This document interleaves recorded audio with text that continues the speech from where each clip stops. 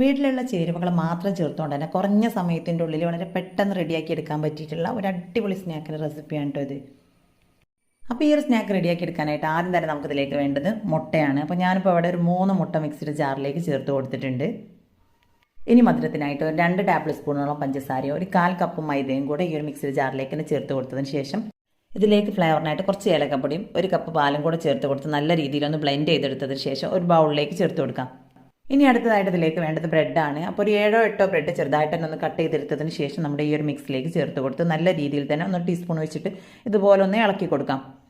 അപ്പോൾ ഈ ഒരു ബ്രെഡൊക്കെ ഇതിൽ സോക്ക് ചെയ്ത് വരുന്ന ആ ഒരു സമയത്തിൻ്റെ ഉള്ളിൽ തന്നെ നമ്മൾ ഈ ഒരു പോള റെഡിയാക്കി എടുക്കാനുള്ള ആ ഒരു പാനിലേക്ക് തന്നെ കുറച്ച് നെയ്യ് ചേർത്ത് കൊടുത്തതിന് ശേഷം ഒരു പഴം അധികം കട്ടിയില്ലാത്ത രീതിയിൽ ഒന്ന് റൗണ്ടായിട്ട് തന്നെ കട്ട് ചെയ്തെടുത്തതിന് ശേഷം ഈ ഒരു നെയ്യിൽ ചേർത്തിട്ട് നമുക്കൊന്ന് വഴറ്റിയെടുത്ത് മാറ്റി വെക്കാം.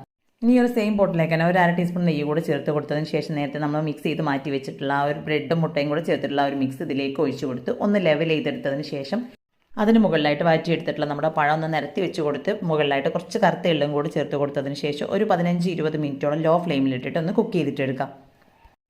അപ്പോൾ അത് നല്ല രീതിയിൽ തന്നെ കുക്കായി കഴിഞ്ഞിട്ടുണ്ടെങ്കിൽ ഓയിൽ സ്പ്രെഡ് ആക്കിയിട്ടുള്ള ഒരു പാനിലേക്ക് ഇതിനൊന്ന് തിരിച്ചിട്ട് കൊടുത്ത് ഒരു 2-3 മിനിറ്റ് കൂടെ സെയിം രീതിയിൽ തന്നെ ഒന്ന് വെച്ച് കൊടുത്ത് നമുക്കിതിനെ പ്ലേറ്റിലേക്ക് മാറ്റി കൊടുക്കാം. അപ്പോൾ സംഭവം സിമ്പിളാണ് ഇത് റെഡിയാക്കി എടുക്കാനായിട്ട്. അപ്പോൾ ചെറു ചൂടോട് കൂടെ തന്നെ നമുക്ക് ചായയുടെയൊക്കെ കൂടെ സെർവ് ചെയ്യാവുന്നതാണ്. അപ്പോൾ സിമ്പിളായിട്ടുള്ള നമ്മുടെ ഈ ഒരു സ്നാക്കിൻ്റെ വീഡിയോ ഇഷ്ടമായിട്ടുണ്ടെങ്കിൽ ലൈക്ക് ചെയ്യുക.